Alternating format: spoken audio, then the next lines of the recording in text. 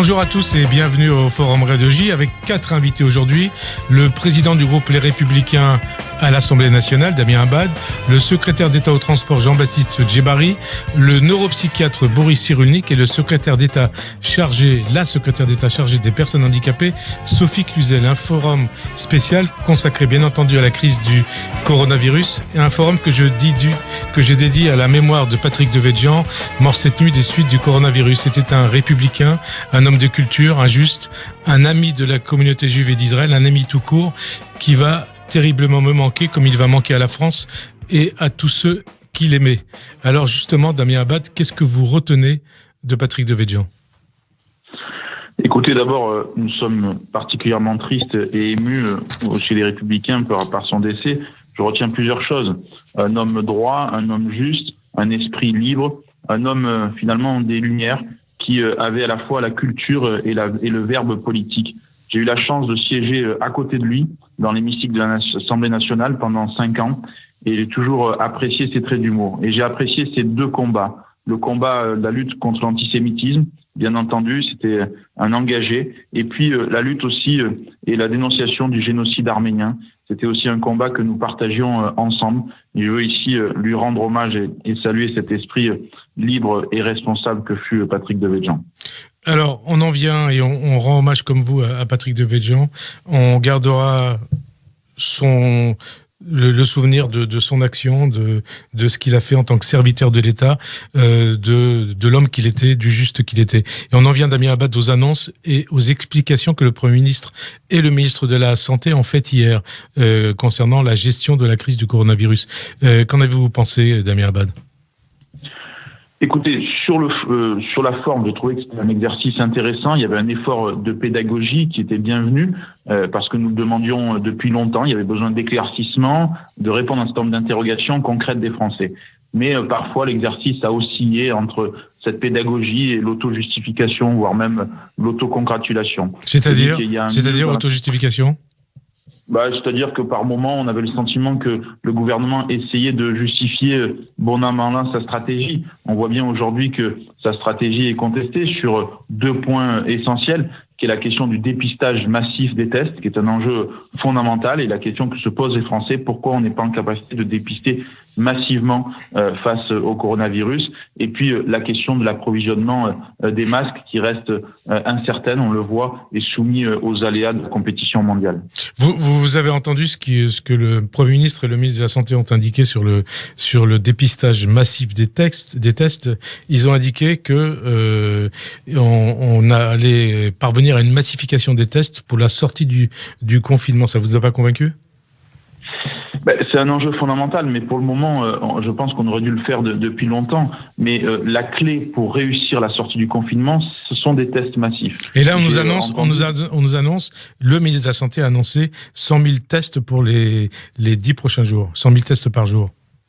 J'ai entendu, moi, 50 000 tests d'ici fin avril, mais tant mieux si c'est 100 000. Ce que je dis simplement, c'est qu'aujourd'hui, il nous faut au moins 100 000 tests par jour. Pourquoi ? Parce qu'il faudra tester toutes celles et tous ceux qui ont des symptômes, toutes celles et tous ceux qui sont en contact avec une population fragile. Et si on veut réussir notre confinement et éviter une deuxième vague, il nous faut ces tests massifs. Et donc ça, c'est un enjeu. Nous le demandons chez les Républicains depuis le début. Il nous faut un dépistage massif. Et tant mieux si aujourd'hui, il y a un virage qui est pris conformément aux recommandations de l'OMS. Mais je crois quand même qu'il y a eu quelques retards à l'allumage sur ce sujet. Quelques retards à l'allumage. Concernant les masques, est-ce que vous critiquez toujours la stratégie du gouvernement ? Écoutez, sur les masques, d'abord, il faut le dire, il y a une responsabilité partagée sur l'absence de stock d'État. Ensuite, il y a une responsabilité du gouvernement sur la question de l'approvisionnement, sur la question de la commande publique pour la production nationale et sur la question ensuite de la distribution et de la manière dont ces masques ont été distribués. Ce sont des enjeux importants qu'il faudra analyser par la suite. Aujourd'hui, on est concentré sur la gestion de la crise, mais c'est sûr que beaucoup de professionnels soignants en manquent, beaucoup de personnes soignantes aussi dans les EHPAD, beaucoup de médecins généralistes en manquent, et qui fait que quand notre première ligne est touchée, eh bien, c'est tout le système qui est mis à mal. Et donc, l'enjeu, c'est de protéger notre première ligne, c'est-à-dire ce personnel soignant hospitalier et dans nos EHPAD.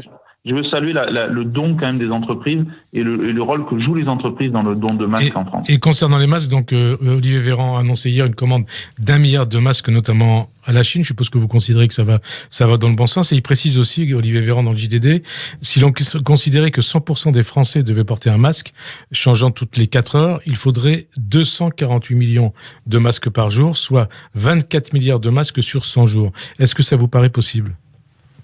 Non, et Olivier Véran a raison quand il dit que c'est pas la peine que tout le monde porte des masques. Mais l'enjeu, c'est que le personnel soignant, le personnel en contact direct avec les personnes fragiles, porte des masques. Et aujourd'hui, malheureusement, ce n'est pas le cas parce que nous manquons de masques.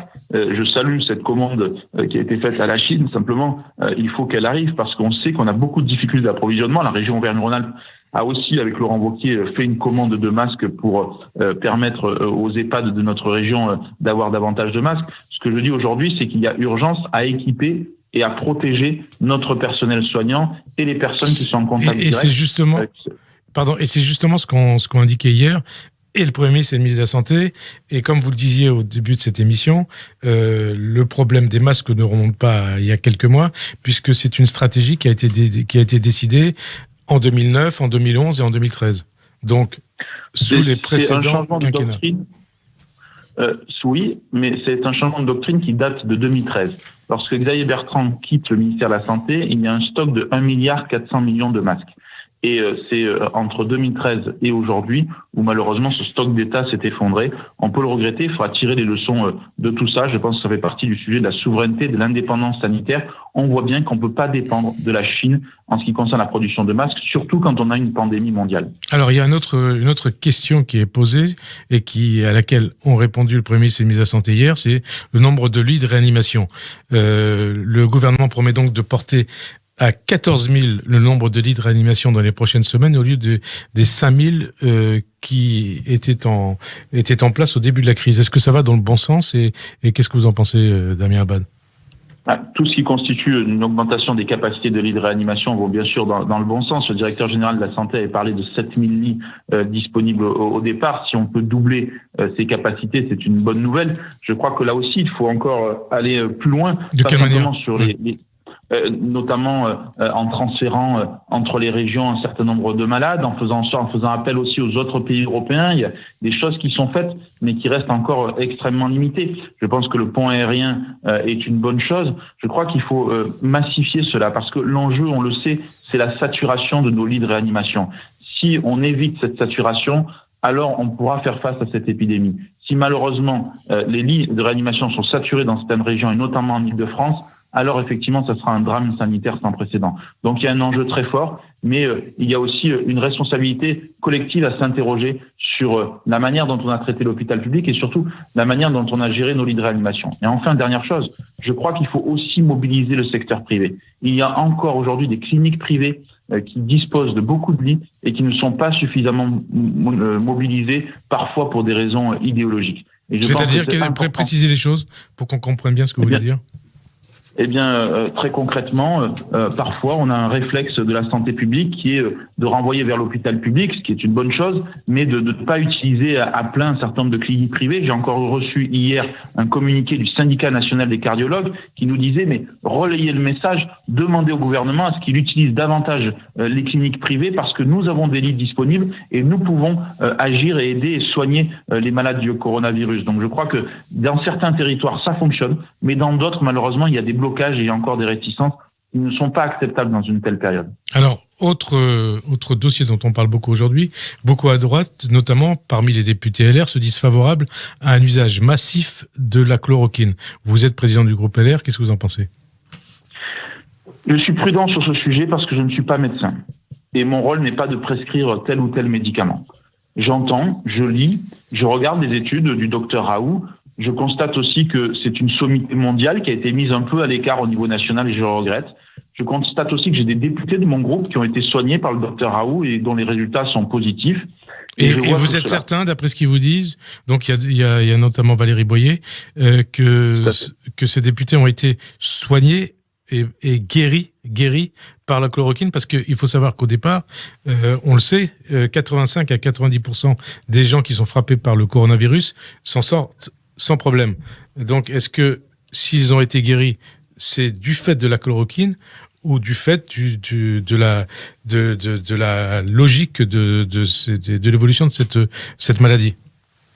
Écoutez, moi, je n'ai pas accès à leur dossier médical. Ce que je peux dire, c'est que ils m'ont dit que la manière dont le docteur Raoult les avait soignés, notamment en recourant à la chloroquine, leur avait permis aujourd'hui d'être, pour certains, même avec un test négatif au bout de quelques jours.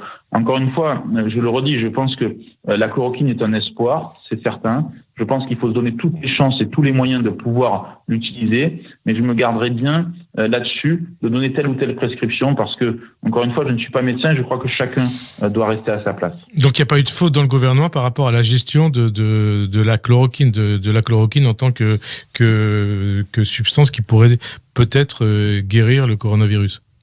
L'avenir nous le dira. L'avenir nous le dira s'il y a eu une faute ou pas du gouvernement. Ce que je dis simplement aujourd'hui, c'est que il y a simplement un décalage entre le discours d'Olivier Véran, qui est positif, qui autorise la chloroquine, et avec un décret d'application qui se retrouve extrêmement restrictif. Je le dis encore une fois, je crois que l'avenir nous le dira. Je souhaite simplement qu'on évite sur ce genre de sujet des querelles, parce que je crois que les malades qui sont allongés sur leur lit, ils n'attendent pas des politiques des querelles sur l'utilisation ou pas de la chloroquine, ils attendent de savoir s'ils peuvent l'utiliser en toute sécurité et si c'est un espoir pour eux d'en sortir vivant. Les querelles qui viennent de la part de qui, Damien Abad? Écoutez, c'est des querelles qui peuvent venir d'ici ou là, mais simplement aujourd'hui, qu'est-ce qui a fait monter la querelle? C'est le fait que le professeur Raoult, finalement, ait été quelque peu écarté, ou en tout cas mis à l'écart du comité scientifique. Moi, il s'est mis à l'écart du comité scientifique. Oui, mais pourquoi il s'est mis à l'écart? Parce qu'il a le sentiment de ne pas être écouté, de ne pas être suffisamment entendu. Moi, ce que je note simplement en tant que responsable politique, et ce que j'essaye de comprendre, c'est pourquoi quelqu'un qui est respecté au niveau international se retrouve déconsidéré au niveau national. C'est ça qui doit nous interroger aujourd'hui. Alors, autre sujet, les EHPAD. Hier, donc Olivier Véran a dit qu'il avait fait le choix d'isoler individuellement les résidents des EHPAD. Est-ce que vous considérez que ça va dans le bon sens? Est-ce que ça aurait dû intervenir plus tôt? Ou est-ce que vous dites tout va bien? D'abord, dans les EHPAD, il y a une urgence sanitaire massive. Il y a une urgence sanitaire parce qu'on le sait, le coronavirus est déjà dans certains EHPAD de notre pays et on connaît cette population fragile. Donc il y a eu des mesures qui ont été prises, comme l'interdiction de visite, l'isolement individuel de chaque résident dans les chambres. C'est certainement une mesure nécessaire. Je le dis, c'est une mesure qui n'est pas anodine parce que ça veut dire que chacun va rester dans sa chambre. Et ce sont déjà des gens qui sont victimes de la solitude. Et donc tout ceci doit s'organiser. Moi, j'alerte sur un point, c'est le risque, c'est le personnel soignant dans les EHPAD. Il faut que ce personnel soignant qui rentre chez lui le soir soit équipé, parce que vous pouvez isoler tous les malades. Si vous avez un personnel soignant qui fait des allers-retours, qui revient et qui n'est pas avec une protection et qui colporte le coronavirus au sein d'un établissement, alors toute la stratégie tombera. Et justement, les 500 000 masques annoncés par Olivier Véran en direction des EHPAD chaque jour, est-ce que pour vous, ça suffit ou pas? Non, ça ne suffit pas. Ça ne suffit pas et tout le monde le sait que ça ne suffit pas. On a besoin de davantage de masques, on a besoin de surblouses, on a besoin de lunettes, on a besoin de gants, on a besoin de beaucoup de matériel. Et surtout si dans les EHPAD, beaucoup de personnes qui seront touchées par le coronavirus resteront dans l'EHPAD. Soit des équipes mobiles viendront, soit il y aura des mécanismes de respiration artificielle qui seront mis en place, parce que c'est très difficile de transférer parfois certaines personnes dans les services d'urgence et tout le monde le sait. Donc il faut un équipement optimal pour éviter la propagation, pour éviter tout simplement, je dirais, cette gestion un peu chaotique et surtout cette tragédie à huis clos. C'est-à-dire, qu'est-ce que vous appelez gestion chaotique et tragédie à huis clos? Une tragédie à huis clos, c'est une tragédie silencieuse où on a parfois des personnes dans les EHPAD qui décèdent en silence. Je crois que si moi je salue un point dans la conférence d'hier, c'est le fait que désormais on va pouvoir, à partir de la semaine prochaine, recenser et comptabiliser malheureusement le nombre de décès dans nos EHPAD. Pourquoi c'est important? Parce qu'il nous faut une vision globale. Parce que je prends l'exemple concret de mon département. Aujourd'hui, nous avons eu un EHPAD, une maison de retraite, un EHPAD dans lequel il y a eu une contamination et c'est le seul décès que nous enregistrons sur un bassin de 60 km.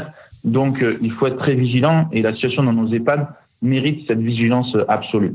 Olivier Véran affirme dans le JDD ce matin que l'anticipation a été absolue dès le premier jour. Édouard Philippe affirme hier qu'il ne laissera jamais personne dire qu'il y a eu du retard sur la prise de décision s'agissant du confinement. Vous les croyez ou vous en doutez ? Tout ce qui est excessif est insignifiant. C'est-à-dire ? Et je pense qu'on peut pas, dans la même conférence de presse, appeler à l'humilité, dire qu'on fait preuve de beaucoup d'humilité, et dans le même temps déclarer que l'anticipation a été absolue. Vous dites c'est pas vrai ? C'est pas vrai ? Non. Si on fait preuve d'humilité, on doit reconnaître qu'il peut y avoir, et il y a eu des défauts d'anticipation sur un certain nombre de sujets. Lesquels ? Il y en a certainement eu, d'abord sur la question de la commande des masques, il y en a eu sur la question des dépistages massifs, il y en a eu sur un certain nombre de l'absence de recours aux cliniques privées, il y en a eu sur beaucoup de sujets. Je ne dis pas que c'est facile et je ne jette pas la pierre au gouvernement parce que la situation est difficile. Et je ne sais pas si nous, au pouvoir, on aurait fait mieux. Ce que je dis simplement aujourd'hui, c'est qu'on ne peut pas déclarer comme cela, de manière péremptoire, qu'il y a eu une anticipation absolue. Il y a eu une prise de conscience, mais il y a eu malheureusement un défaut d'anticipation. Je pense aussi à la question des frontières, qui a été posée plusieurs fois par notre collègue Éric Ciotti, et qui a eu du mal à entrer dans les mœurs en France. Donc je crois que, mais tout ceci, vous savez, nous aurons le temps de tirer le bilan. Aujourd'hui, il faut être concentré sur l'union nationale et la gestion de la crise. Alors vous dites nous aurons le temps de tirer le bilan. Justement, la semaine dernière, vous avez annoncé la création d'une commission d'enquête parlementaire à l'Assemblée à l'automne. Richard Ferrand propose, lui, la mise en place d'une mission d'information sur le coronavirus dotée des pouvoirs d'une commission d'enquête parlementaire. Eh bien, est-ce que cette mission et la commission que vous avez appelée de vos voeux peuvent se dérouler en même temps, ou est-ce que cette mission annoncée par le président de l'Assemblée ne rend pas impossible la création de la commission d'enquête que vous avez proposée ? D'abord, avec Richard Ferrand, nous partageons une chose, c'est que le gouvernement et l'ensemble de la chaîne administrative et politique devra rendre des comptes. Et ça, c'est important de le dire et de le partager. Ensuite, tout dépend de la manière dont la mission d'information se transformera en commission d'enquête. Si nous avons une mission d'information qui se transforme en véritable commission d'enquête, avec des pouvoirs d'investigation, de contrôle sur pièce et sur place, si c'est une commission d'enquête qui n'est pas entre les mains de la seule majorité, mais qui est partagée entre la majorité et l'opposition, alors nous sommes prêts à coopérer dans un esprit de responsabilité et dans un esprit d'unité. Quand vous dites partager, ça veut dire partager que ça serait paritaire ? Bien sûr. Je pense que c'est important qu'il y ait une répartition des rôles entre la présidence, le rapporteur et la manière dont on peut envisager nos pouvoirs d'investigation. Parce que je crois qu'il ne faut pas mettre la poussière sous le tapis. Et je pense que personne n'a intérêt à mettre la poussière sur le tapis. Simplement, et nous partageons cela aussi, je crois, avec Richard Ferrand, cette commission d'enquête, elle ne doit pas se mettre en place tout de suite. Il y a une mission d'information qui sera créée la semaine prochaine, qui vise à contrôler l'action du gouvernement, et notamment les mesures d'ordonnance qui ont été prises. C'est une bonne chose. Mais pour moi, la commission d'enquête, elle ne pourra s'installer que dans un troisième temps. Le premier temps, c'est le temps de la gestion de crise sanitaire. Le deuxième temps, c'est le temps de la relance économique, qui sera aussi un sujet central. Et ensuite viendra le temps de l'analyse politique et des leçons à tirer. C'est pour ça que j'ai proposé début octobre, peut-être début septembre également, mais je crois qu'il faut prendre le temps. Pourquoi ? Parce que l'objectif, c'est pas de faire tomber telle ou telle tête dans le gouvernement. L'objectif, c'est de faire en sorte qu'on tire les leçons, qu'on comprenne qu'il y aura un avant et un après coronavirus. Alors, des plaintes pénales ont été déposées notamment par des collectifs de médecins contre les membres du gouvernement, à savoir Édouard Philippe, Olivier Véran, Agnès Buzyn, accusée de négligence, et des plaintes déposées devant la Cour de justice de la République. Qu'est-ce que vous en pensez ? Est-ce que vous considérez que ces plaintes sont légitimes ? Écoutez, moi, je ne cautionne pas ce genre de plainte parce que, vous savez, demain, à chaque fois que vous êtes gouvernant, vous aurez forcément des plaintes massives. Je ne suis pas favorable à une judiciarisation absolue de la vie politique. Je pense que quand on est responsable politique, on doit rendre des comptes sur le terrain politique. On doit rendre des comptes sur des décisions que l'on prend. C'est pour ça que je préfère le champ d'action de la commission d'enquête qui vise à échanger, à débattre, parfois même à critiquer la décision politique en tant que telle, plutôt que des plaintes devant des tribunaux. Je pense que tout ceci crée un climat, je dirais, de défiance qui n'est pas bon par les temps qui courent. Bruno Retailleau, votre homologue président du groupe LR au Sénat, a confié à l'Express de cette semaine que l'affaire du coronavirus sera, je le cite, le scandale du sang contaminé puissance 10. Est-ce qu'il a raison ? Écoutez, là aussi, on verra. Je ne veux pas utiliser ces mots parce que je crois que on a besoin aujourd'hui d'éviter de mettre de l'huile sur le feu. Comme encore une fois, le temps de rendre des comptes viendra. Et c'est une certitude et personne ne pourra y dérober. Mais je crois qu'aujourd'hui, on ne peut pas faire de parallèle avec telle ou telle crise sanitaire. Je demande une chose au gouvernement, c'est qu'il y ait de la transparence, il y ait de la vérité et surtout il y ait de la décision et des actes, pas simplement des mots. Moi, ce que je regrette, c'est qu'il y a eu trop longtemps des mots, trop longtemps une stratégie quelque peu floue et fluctuante. Et on a besoin aujourd'hui d'une stratégie claire, cohérente, qui permet à la France de faire face à cette pandémie mondiale. Quand vous dites que le temps de rendre des comptes viendra, est-ce que ça veut dire qu'il y aura un avant et un après coronavirus, et de quelle manière? Très clairement, il y aura un avant et un après coronavirus. C'est un tsunami politique sans précédent. Et je crois que tout le monde doit en prendre conscience. Et que donc la question de l'après, elle est fondamentale. La question de l'après, c'est comment on retrouve notre souveraineté, notre indépendance sanitaire. De la même manière que cette indépendance sera posée sur le plan alimentaire, environnemental ou encore numérique. On voit bien que dépendre du reste du monde, ça doit tous nous interroger. Et moi, je regrette et même je dénonce, je critique l'absence de l'Europe sur le point de vue sanitaire. Autant elle a été présente financièrement, autant elle est totalement absente dans l'aide, dans la gestion sanitaire. C'est les pays qui doivent faire des relations entre eux directement. Quand vous dites, attendez, très regrettable. Damien Abad, quand vous dites c'est un tsunami politique sans précédent, qu'est-ce que ça veut dire? Qu'est-ce que ça implique? Ça veut dire que ça ne sera plus pareil.